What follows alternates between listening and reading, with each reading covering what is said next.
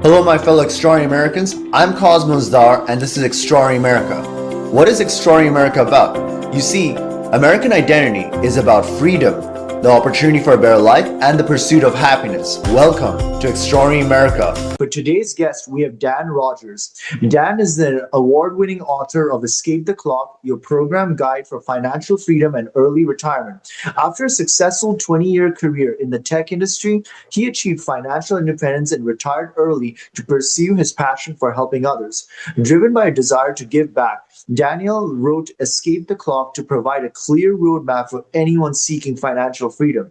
Today, he continues to empower individuals by volunteer teaching financial literacy in Washington State, providing free one-on-one financial coaching, and hosting the Escape the Clock podcast, and also continuing to write. His work focuses on demystifying personal finance and helping people build achievable plans to live life on their own terms. He's an extraordinary American, and I'm glad to have him on the show. Dan, are you there? Yeah, I'm here. Thanks for having me. Dan, thank you so much for being here on the podcast. Can you tell me and the audience a little bit more about yourself, your background, and how you got started?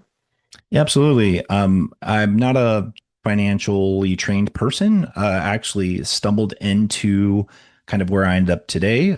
Like many people, I started with debt. I was the first in my family to go to university.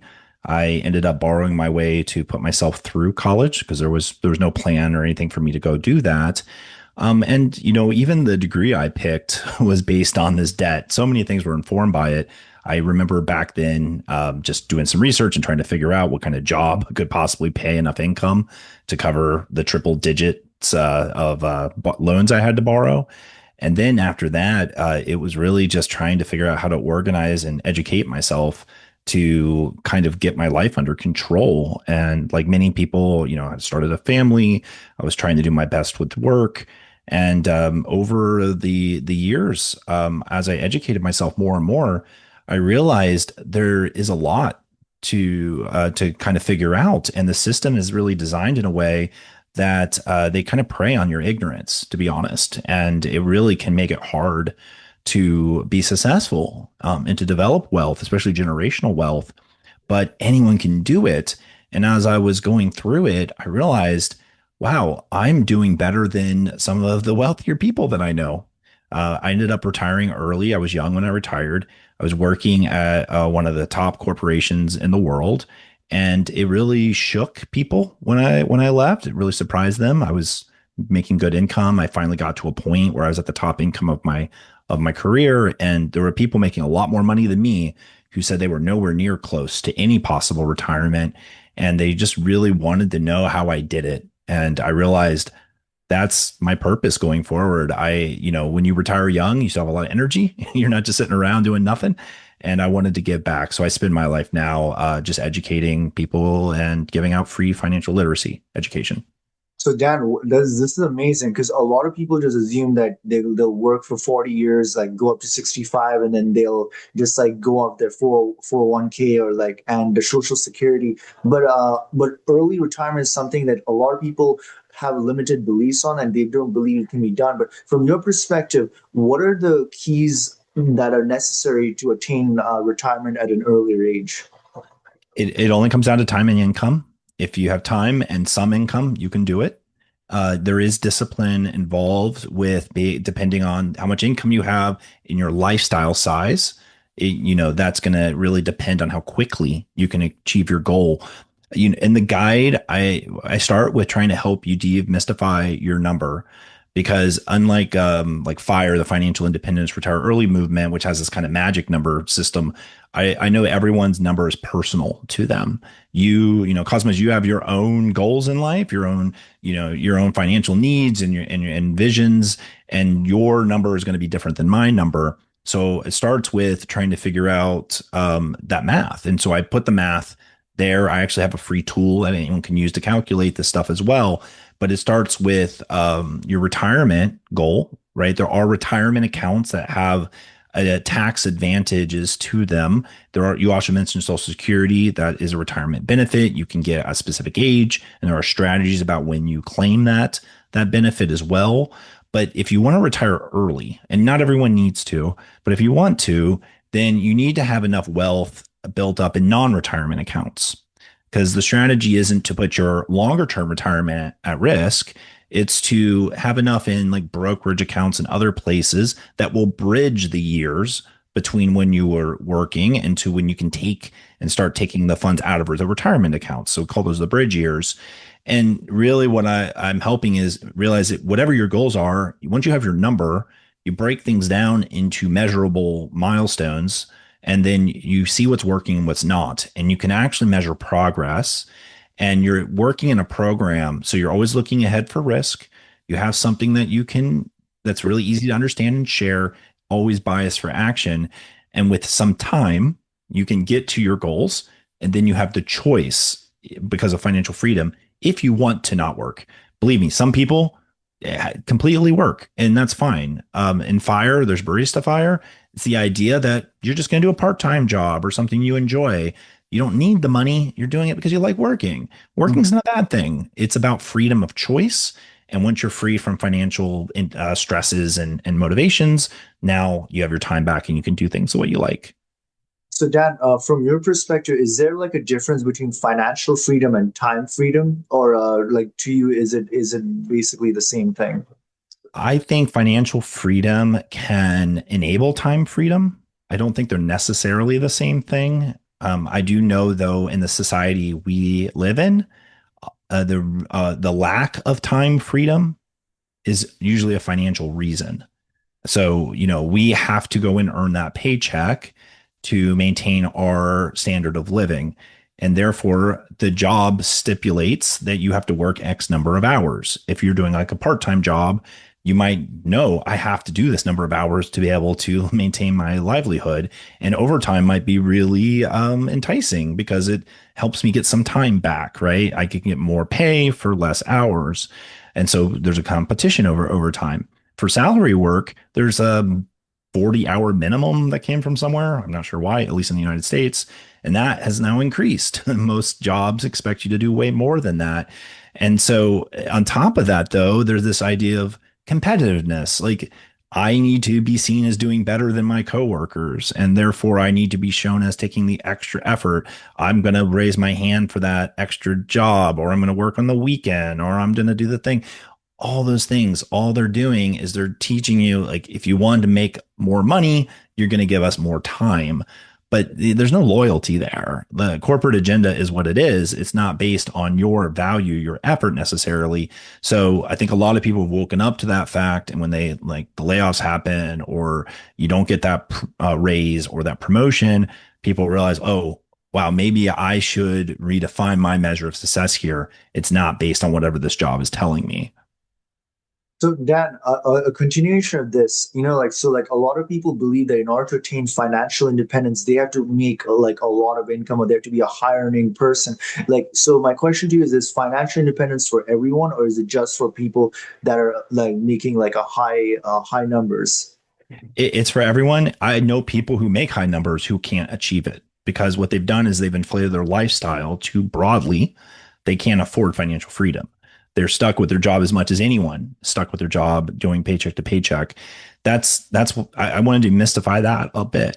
So if you know, for instance, that your annual cost of living is somewhere around $100,000 a year, and you have a general idea what your life expectancy is based on like your family's history or what you just believe would be a reasonable amount of time to live, and there's data and stuff you can use for this, it's a math problem at that point. And what you can do is you can even be more nuanced. You can say, well, my target lifestyle might be more than that. I'd like to live on $120,000 a year at some point in my future because I'm going to travel more, or I'm going to maybe start a business, or whatever it's going to be. Once you figure it out and you average that stuff out a little bit, now you have an actual target specific to you. And then it comes down to hitting those numbers. And when you hit those numbers, your discipline doesn't stop. People don't stop acting the way they act just because they quote unquote became financially free or wealthy. What you see is that person that lives somewhat frugally, they can't seem to stop it. I know I've been this way. It's like I still care about like the value of money. I still care about how I spend. And so those averages are actually really powerful. They're pretty accurate. So the way you live now is going to be roughly the way you live in the future except in the exception of large life events, getting married or a divorce or expanding your family, you need to really be honest that the cost of living can change with those. But mostly, you get to a point where those averages, that target really hones in and becomes more and more precise. And so, really, what it comes down to is cash flow. You're only going to make so much money in your entire life. It's a finite number. And if you knew what that was, that would be a powerful thing, but we don't. So what we're trying to do is make the most of the cash that we can get. If you know you're going to get, let's say you're ever going to get $1 million total your whole life, how do you turn that 1 million into more? So this is where saving and investing comes in. This is where budgeting comes in. And just there's tricks you can do, strategies you can use to make $1 into many more dollars.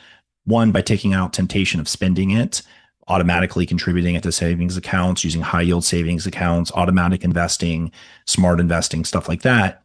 And then that money just is growing and you're making money without trying to make money. And you can also create passive income sources as well on top of that.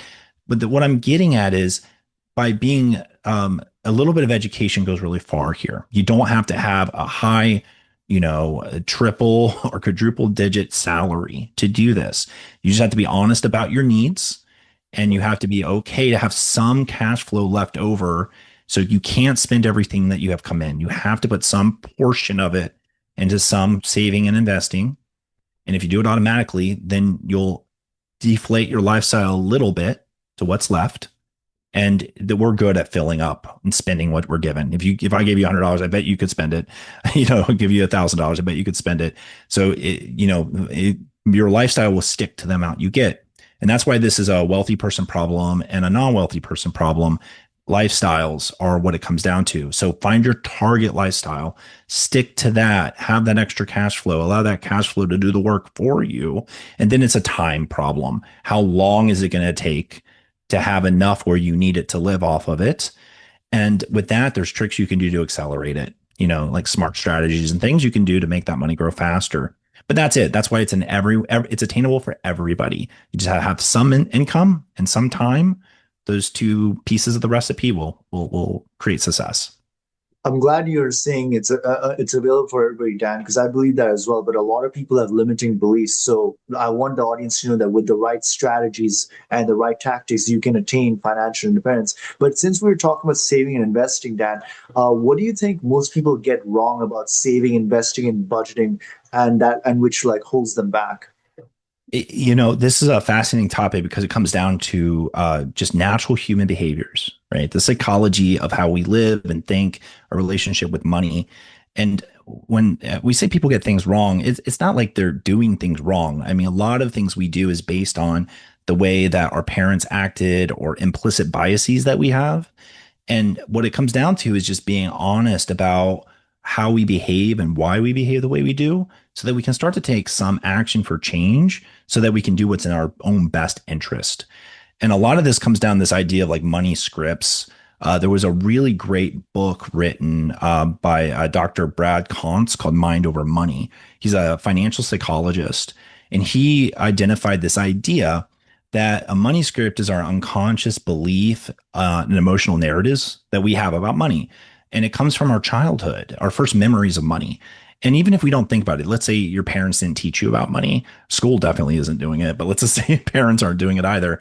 You're still going to see things, right? You're going to see how they act around it, how they're not talking about it. And that will create an impression on you. And it will actually help form your values about it. And we shape narratives around this kind of thing. And you might have like a narrative like money is bad or rich people are greedy or I don't deserve it. That's all money avoidance scripts. Or you could have ones around like my whole self-worth is based on how much net worth I have. And that's more around status. And, and that can create ideas of enough. There's no amount of money that's enough. You're always chasing more. Even if you're a millionaire, you want to be a billionaire. So like once you start to understand that our childhood and our values are either holding us back, they're hindering us, or they can be strengths in our plan, then all of a sudden the psychology is mitigated. And the plan is allowing us to use the rational part of our brain to put strategies in place to take action on the things that we don't want to do. Because when it comes to saving and when it comes to investing, they're not as pleasurable for many people as spending is. Right? You get a dopamine hit when you spend or use a credit card, and that's why the system is designed the way it is. The borrowing system, it's really broken. Like it shouldn't be this easy to get credit cards. It shouldn't be this easy. It shouldn't be legal to have to pay the premium we pay to borrow, especially when income is so like wildly different and so many people in the nation. Like 30%, like 30% to borrow per dollar, and that compounds. Like that's Yeah. scary. Like, there's no return you're going to find that's going to pay you that much on an investment. I mean, there are, but they're hard, very difficult to get, and there's no guarantees. But there's a guaranteed premium you'll pay on that credit card. Yet it's so easy to do it, and there's a reason people do it. It's because the system is set up to make it to take away the barriers, one click spending, sales, advertising, celebrate you for status and looking like you spend well.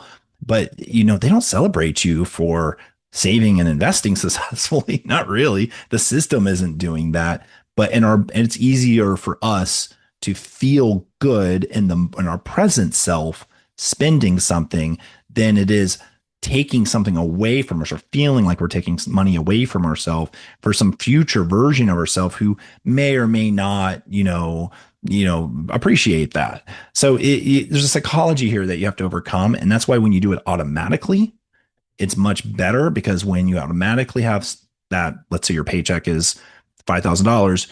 If you have $2,000 of that 5,000 automatically partially saved and partially invested, then your lifestyle kind of fits the $3,000 left after rent, food, the necessities. You then know whatever's left is your discretionary budget that you live off of, and as your money grows, so does your investing and saving threshold as well. So we can do things to get past that irrational side. So Dan, you brought up a lot of like interesting factors. First of all, like I read this book, The Secrets of a Millionaire Mind by T. Harv Yep. Eker. I don't know if you read that or not, but I it did. talks about exactly what you're talking about. Like in the first few chapters about the childhood beliefs that you have around money, especially when the way your parents talk about it. And I wanted to add, like, I think a lot of people have limiting beliefs around money based on religion as well. Mhm. It's like they go to church and over there they say that it's I think there's like a verse. Well, it's very hard for a rich person to get into like through a needle stack versus like a camel or something like that. And so you just have all these like limiting beliefs. But like basically, like you can do good things with money, and a lot of people don't realize that. Like you can help a lot of poor people, and you can be generous, but you have to be wealthy to a certain extent to do that. And like it aids in the generosity spirit. But I don't know, what are your thoughts on that? Imagine like you're raising a child and you want to put that child on an allowance of $100 a month, but you're teaching the child they're not actually allowed to spend the $100 they're earning in their allowance. They have to give $20 every single time to something they care about. You're teaching them generosity. You're teaching them that everything you earn is not to be spent. You could go further, right? You could say $20 has to be given and $20 has to be saved, and then the rest you get to spend. If we were teaching that and the system was kind of built around that, I think then we wouldn't this problem wouldn't exist, right? We would kind of be learning from a young age that giving is it's just right. It's just something you do. And I think the people that do this today, they're doing it either because, like what you said, like they feel like they can afford to do it, or they're doing it because there's another societal, it could be religious, it could be cultural, but there's some other extrinsic motivator. There's intrinsic and extrinsic motivators, something motivating them to give them permission to do it. And it feels good to give it, especially as something that matters to you. So if the problem is we have a lack of extrinsic motivators and the nation when it comes to things like giving, and it's easy to justify not doing it. Like if you're struggling with money, like I'm sorry, I just can't afford to give. I got to take care of myself. I got to take care of my family. And I get that. It's the same thing though. It's about cash flow management. You're gonna have so much coming in, and what you do with it is all it's a bunch of decisions that need to be made. And if and once you give yourself the room to start giving, even if it's a tiny bit, you might find that this is one of those things that makes a difference. And if we all started giving just a little bit, just a tiny bit, all of us, like let's say we all found a way to give 1% every year to something, that's a lot of cash flowing around. That's a lot of people learning how to be altruistic, and it could make a difference. But I think it starts though with understanding your cash flow. Because if you don't know where your money's going, how are you going to do that? Like how are you going to pull it off? So you have to start with building your plan and kind of your baseline, like where you stand today, so you can find out. No, I don't need to be rich to do it. I just need to know how much room I have that I'm not adding risk to my life. And once you know that number, you'll feel much more comfortable making decisions like that. No, totally, Dan. And the other thing I think you mentioned was about like status, right? And like people getting into debt. And one of the things that came into my mind was the influence of social media and technology that combines to create that psychology, which leads to us like borrowing money through credit cards. And it's just like a cyclical, it's like a dysfunction that it just keeps building up and up. And I don't think it's sustainable, to be honest. Yeah, and it's kind of even worse than that. It's not like there's someone in a dark room pushing that stuff at everyone, right? There's actually algorithms that are trained and learned on what's effective. And this is why, like in the media, you see fear is used so often to kind of push a point. It's because it can be a very effective motivator for people to pay attention and to do something. But the algorithms are being kind of rewarded with this idea that, oh, you know, you did the borrowing thing, that kind of thing worked. I'm going to give you more of that. And if some other piece of information is trying to come in there, trying to show you that actually you could have done something different there, you could have saved this, you could have invested this, you could have given it. Well, that can't get through because the algorithm isn't built to want to surface that, because that isn't the kind of stuff that most people are responding to right now. So it can be very difficult. Like there's a saturation of noise. And that's why, like what you're doing, what I'm trying to do is important. And this stuff needs to get shared. Like we share it to a friend, or you should play it for your kid. Help them understand, like, it's okay to talk about money. It's not taboo. Like you have to talk about it. It's okay. Start to try to reframe talking about it positively. Like it's not that we can't afford this necessarily. It's just, it's not the right time to buy it. Like things like that matter. And I know that's come up before, but I just want to reemphasize those things, because when we start to do that, well, like we could start to break the cycle a bit, and maybe generationally we can start to see a shift. No, totally, Dan. And Dan, like as a continuation, I wanted to ask regarding debt, right? Because I know Yeah. like a lot of people listening to this, they probably would have like gotten into debt, or they're in debt over like a period of time. So, and let's say somebody who's listening to this wants to become financially free, but they're, let's say, $20,000 or $30,000 in credit card debt, or they got a mortgage, or they have other types of loans. How would you go about advising them to like get out of that debt relatively fast so that they can attain financial independence? Yeah. First of all, just admitting the problem that there's a debt issue is the first thing, right? Like, we put blinders up sometimes with this stuff. I did a whole podcast on this one topic episode for this because it's such a common problem, like extremely common. Like, I think this is one of the things that everyone kind of has in common, is there's some level of debt that we all deal with. So first, is just being honest and taking the blinders off. So dump all those liabilities out onto a sheet. Look, say, okay, I have these credit cards, they have these interest rates, these balances, and these fees. And you can add loans to that as well. It doesn't have to just be credit card. But for now, let's just focus on credit card. When you do all that, one, you're being honest about where that money is going, because those interest rates, those are going, even when you're making your payments, minimum payments are designed to keep you into that debt. Like you're not going to ever get out of it. The interest is compounding, trapping you in the debt. So you have to pay more than the minimum. But where do you put that money? You only have so much money, right? You can't just like say, okay, I'm going to just take all the money in the world and just pay these things off. If you want to have the problem if you did that. So you have to pick your battles. And there's actually a couple common strategies here. There's an avalanche strategy where you just go for the biggest offender. You say, okay, that's my highest interest rate, or with the biggest balance, it's hurting me the most. I throw everything I can at that one while still paying the minimum balances of the other ones. That's the optimized model. because you're actually chipping the problem away faster. The problem is it doesn't feel as good because you don't see the progress as fast because it's such a big balance in interest rate. It doesn't feel like you're eliminating the balance as fast. So this other strategy, the snowball approach, is one that I've helped people with it too, because you don't have to start with the biggest, scariest one. You can start with the smaller one and just get rid of it. And once you eliminate it, that you can get rid of it for good. You can actually freeze that card or cancel that card. You don't need tons of credit cards in your life. The more you have, the more you're juggling, the more it can sneak up on you and get you in trouble.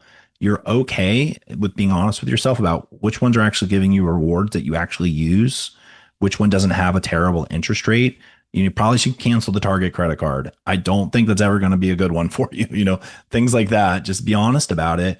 And if you're like, okay, well, the extra payment thing's still too hard, consolidation strategies can really work.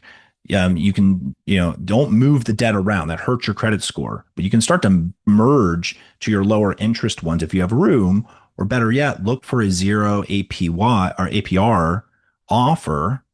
Because look, all these companies want your debt. They want you to pay them. They'll offer you 6 months free. They all do it because they're betting against you. They're betting you're not going to pay it off, that you're just going to keep having the interest. Did you prove them wrong? Take that 0%, move it to there. You're getting yourself some grace period, and then really slam at it. But don't allow it to have a higher interest rate and that 6 months wear off and now you have a bigger problem. You have to do the discipline. You have to be honest about, I'm taking this on and putting the extra cash flow towards it. And then I'm going to put stuff in my life like rails up to keep from getting in that problem again.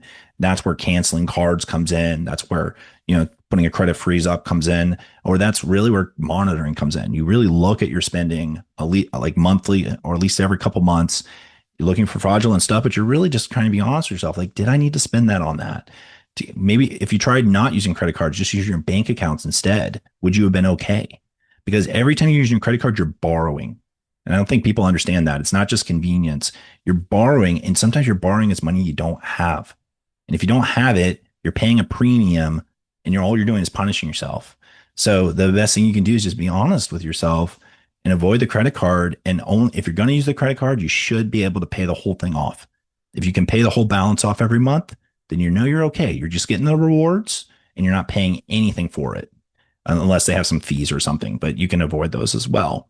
So that's my advice. I did a whole podcast episode on this because I think it's such a common problem, and there are some good strategies. There are also debt relief nonprofits that can help with this. Be careful. There are scams out there who will take advantage of you, but there are nonprofits that will actually do debt consolidation. They'll walk you through it. They can even help you negotiate a lower interest rate with your credit card companies. They can really help as well. And of course, there's bankruptcy and other stuff, but that's an extreme. If you're really, really, really desperate, you can look at that as well. But just start by being honest with there's a problem and just look at it. Just see where you stand with your balances and rates. So Dan, correct me if I'm wrong, right? So debt is obviously a huge issue, but like a lot of people like in our culture have a keep it up with the Jones attitude, like where they need to maintain a certain status, but at the same time, due to inflation, prices are rising, right? But then their incomes are remaining relatively stagnant compared to the rise in prices. So, would you advise people to like lower their lifestyles, or like, how would you go about advising people when they're like being honest and they're like, "This is the situation. I got to keep up with the neighbors" or something like that? I think it depends on what your goals are in life, right? Like, I think it's okay if you really like, whatever, like a certain type of shoe or a certain type of car or whatever it is, that's fine. You just have to be honest about what you're what you can afford to finance in your life. And buying premium on something is okay, but that might mean not doing premium on other things. I think where people get in trouble is they look at that status as every aspect of their lifestyle. Like all the clothes they wear, all the restaurants they go to, all the, even the people they talk to, and that can create an expectation of keeping up. And that's where borrowing becomes really tempting because you don't actually have the cash flow to do that. But if that's not necessarily your real goal, if your real goal isn't to be seen as someone of a higher status than you're at, then, be honest with yourself. What is your real goal? Is it to be financially independent? that was mine, and that's pretty good. Or maybe it's to maybe you have a cause you care about, or maybe it's you just want to own a home. Like that's a tough one nowadays, but it's possible. And so like you just have to be honest with what your goals are, and there are always trade-offs. Like you know, and I think wanting everything in a way in my mind means you're not sure what you want. You know, Mhm. you have to just figure out what you really want in life and try to focus on that and be okay letting that other stuff go. Because a lot of that status stuff, I think it's not as rewarding as maybe we hope it would be. It doesn't leave a lasting effect, but having purpose and accomplishing our real life goals, that actually is something that, you know, we won't have as many regrets on. No, totally. And Dan, one of the things I wanted to ask you was about like during like your journey to financial independence and early retirement. Like, what is the biggest lessons you learned during your like entire career? Oh, yeah. I mean, look, I made mistakes. Not perfect. I I was not educated, so I ended up meeting lots of financial advisors throughout the years, and I would end up firing most of them. But Wow. I, I mean, I would say a big mistake I made is like our first home. Like we were starting a family, we wanted to have a home. We bought before we really should have, and we hadn't researched well. And of course, we decided we have to sell in 2007. And then in 2008, the whole housing market collapses, and we were in a situation where we couldn't sell our home. So we had we had three mortgages, and we were struggling, and it was like going to destroy our whole financial plan. But luckily, you know, HARP came up, and we were able to refinance it, and then we were eventually able to short sell it, and that was a learning lesson. I mean, I'm not too ashamed to talk about making those mistakes. They happened. I That's the one time I felt like I got any type of relief from the government ever. So that was nice. The government helped me out there. And we were able to get back on our feet, and we were fine. I'm still beat my financial independence goal years early, even with that horrible mistake that cost me hundreds of thousands of dollars. But I would say the lessons really are along the lines is try to educate yourself enough to be dangerous with accomplishing your goals. There is some level of education needed, which is why things like this is important because it's not taught in schools. And it's, you know, there's so much information online, but you're never sure what you can really trust. You know, that's why, like the books, like what I wrote, I was like, I'm just going to put the real learnings out there, the stuff that's real, and make a guide for people. Cause I don't, telling someone to go read 17 different books doesn't work. I knew I needed to create a comprehensive guide for people and just give you enough on each of those topics that you can navigate it. Because like, look, I remember my first job, all the paperwork. Okay, how much do you want to put in this 401k? What is that? I don't know. What other retirement accounts you have? Oh, I don't have any. Am I supposed to have one? There's a pre-tax and after-tax. What's the difference? What health savings account? Oh, I don't qualify. Why don't I qualify? Like there are so many of these things. And so I wanted to demystify all those things because people prey on your ignorance when you don't understand them. Financial advisors, you know, there are great ones out there, but there are other ones that do kind of prey on your ignorance there. And they will say, how I will happily take 1.5% of your annual net worth and then do some my magic for you. But no one can guarantee a return. No one is as biased for your financial success as you are. And you have all the tools you need to go do this, right? You have skills, and with a little bit of education, you can put a plan together that is the right plan because it's your plan. And that was my goal, to give people the education and the tools to go do what I did. Because if we all did this, then we all have our time back, and we can try to live the best lives we could possibly live. Yeah, Dan, what you're saying is so relevant, but I think a lot of times people are like there's too much information out there, Yep. like they don't know where to exactly go and look. So from your perspective, like are there any particular resources that you would recommend for the audience to like go look at where which is like real? It's the only reason I wrote the book. I priced it as cheap as I could because there wasn't one place I could find. There's a lot of amazing places, and I have a resources page on my website where I make it easy for you to find some of those other ones. But I put a website up, escapetheclock.com. That's where I put the book, the newsletter, the podcast. Everything's free. I wasn't allowed to price the book for free for the distributors. So there is a price on the book, but I promise I tried to make it as valuable as possible. It's almost 500 pages and it's full of everything from how to invest to what all the differences between all these accounts are, how to make a plan, how to run it like a professional, how to be a risk manager, how to retire with purpose, how to thrive in all these different stages of your lives, how to think about withdrawal strategies.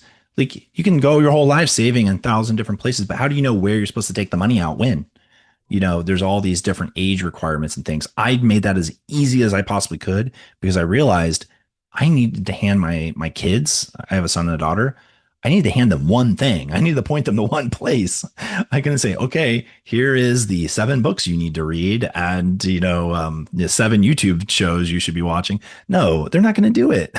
They're just not. They'll go to TikTok instead. So I need I need to hand them one thing. So I tried to make the book that I couldn't find. Now, I'm not to say there's not a book out there that is better than mine. I just couldn't find it. But I'm pretty proud of what I've done. It did win some awards. It seems like it's helping people. I'm consulting for free, and I'm doing what I can to give back because there is a lot to navigate. But I promise you, a lot of these are math problems, and a lot of these are just like dreaming about what we want and being honest about which strategies we need to implement to get there. And that's it. Anyone can do that. So Dan, your book Escape the Clock, what is the premise or the catalyst or like the time frame where you decide, okay, I need to write this book and Yeah. share my knowledge with everybody? I didn't and mean to do it at all. I just when I announced my early retirement, it just really shocked my. I was working at one of the toppest, the biggest corporations in the world, and people were shocked by it. I made some moves, and I was at the highest income of probably my career. I was young. I was 43 when I announced that I was going to be retiring, and create a lot of conversations with people, and they were very eye-opening conversations. People admitting to me that they felt trapped by their jobs. They felt they were on autopilot when it came to money stuff, and people who were making a lot more money, significantly more money than me, who were very far. They were older than me and making more money than me, and they were decades away from retirement. Like they had no option, and that's just because their lifestyles had expanded and they had been handing away all the management to companies they weren't getting a lot back from, right? And so they had no control. Anyways, it was through all that people started asking me to put together a guide, and it made me think, okay, I need to do this for my kids anyways. I've talked to them about money.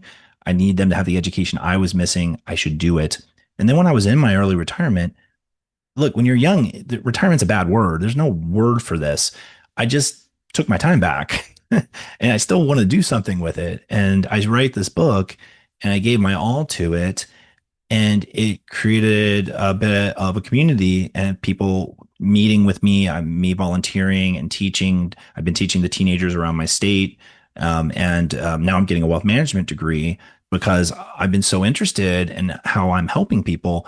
I decided, hey, why not? This is the first time in my life I can go to school because I want to, not because I have to. That's how I want to spend my time. So I kind of stumbled on it, to be honest, and it's been very rewarding.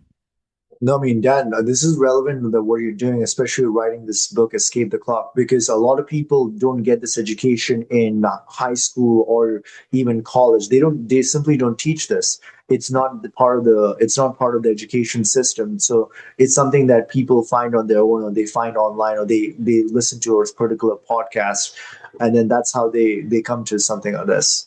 Yeah, absolutely. And there's no question too embarrassing because of that, right? Like you can come and talk. Like if it's me in a free consultation or if it's even with a paid financial advisor, it doesn't matter. It could be with your spouse or loved one. It doesn't matter. When you talk about it, if you don't know something, it's not your fault. No, just that you're willing to ask and admit you don't know something and learn something, that's power. And with that power, you're already on the right track. So I love that. And as I'm meeting with people, every scenario, every conversation, like it takes a little bit of vulnerability, but that creates connection. And through that connection, both parties can be uplifted from it. And I really am so delighted I have the time to go do this. Me chasing corporate agendas, no matter how good I was at that is not the legacy that matters. Like me helping that company make if that company is one of the wealthiest companies in the world, making them more money, that doesn't matter. But helping someone not be in debt or have a retirement or just be able to talk to their kids about money, that matters. And it doesn't have to be a me thing at all. What I'm getting at is that can be an anyone thing. Anyone can start having a positive conversation with their kids about money. Anyone can set a goal for themselves to be a little bit more comfortable financially, or to just understand where they stand with their money, so they take the stress out of their life, the anxiety out of their life. Those are just, anyone can take those steps and feel good about it, and then help others once they accomplish that. Totally. And Dan, I know you also have a podcast called Escape the Clock podcast. Can you tell the audience a little bit more about that? Yeah, I mean, I realized as much as I like to read, I don't think everyone's going to read books, and I'm trying to give out the information. So I started a ad-free education-focused podcast. It's in the 14th week now, so I release one episode a week. I just take the ideas from the book and I break them down so that you can look at those strategies for your project as projects in your plan. And it's really just me leaning more in, going a little bit more detailed in some of the strategies. I also bring a guest on every 10 weeks. So, looking to bring experts on. So it's not just me talking about my journey and things that worked for me. Because I'll be honest, I didn't do everything. I did a little bit of crypto, but I'm not a crypto expert, so I need someone else to talk about that. Same with real estate. I've been starting to learn more about it, but I'm not the person to go teach someone how to go into real estate. I need an expert to come do that.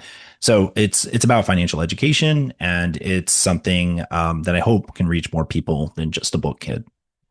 So Dan, if somebody in the audience wants to connect with you and get to know more about you and everything that you do, or they want coaching, how do they go about connecting with you and learning more?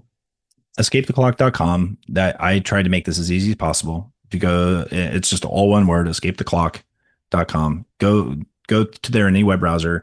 You'll get whatever you're looking for. Hopefully you can find there. It can be the podcast, the YouTube training videos, the again, free for that. The book, which is on every major platform. So you can find that at Barnes and Noble. You can find that at Amazon, ebook, paperback and hardback copies. And a hardback copy, I tried to make, if you decide you want to invest in that, I tried to make it something as great as possible. It's full of, graphs, colored charts, everything that made the cost more expensive. But, sometimes when you hand someone something, you want it to make sense. So the charts and the colored graphs help make the financial topics more interesting and easy to understand. But also you can just schedule time with me. I have two ways to schedule time with me on the site. You just book a time with me. It says 15-minute free. Honestly, I don't put any limit on it. We can meet multiple times. Don't worry about it. For anyone that does need extremely in-depth planning support, though, I do have a paid option. But don't worry about that. Just do the free one. We'll talk. We'll figure it out. And again, I'm just there to help as many people as possible. So, if that's something that you think would help, just grab a slot there. Dan, thank you so much for taking the time to do this podcast and sharing your knowledge and about financial literacy, because there's so many people require this, and I do appreciate everything that you're doing. And I would hope that you come into this podcast at a later time.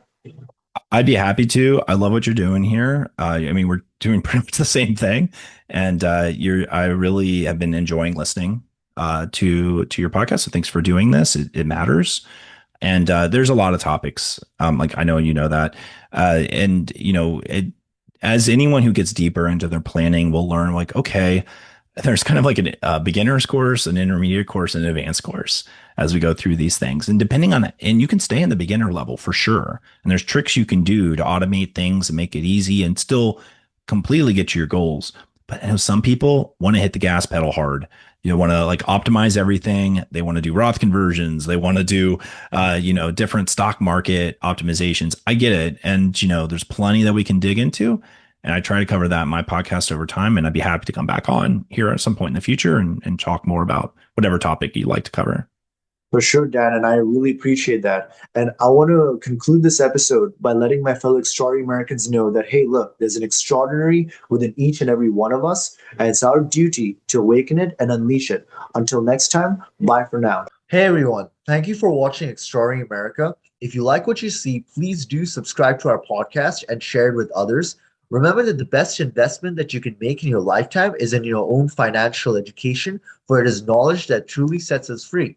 Also, remember that inflation is diluting your purchasing power, which in turn increases financial bondage. The practical thing to do is to protect the loss of your purchasing power and invest in precious metals or the right cryptocurrencies. Lastly, never forget that you are an extraordinary American. We'll see you in the next episode. Bye for now.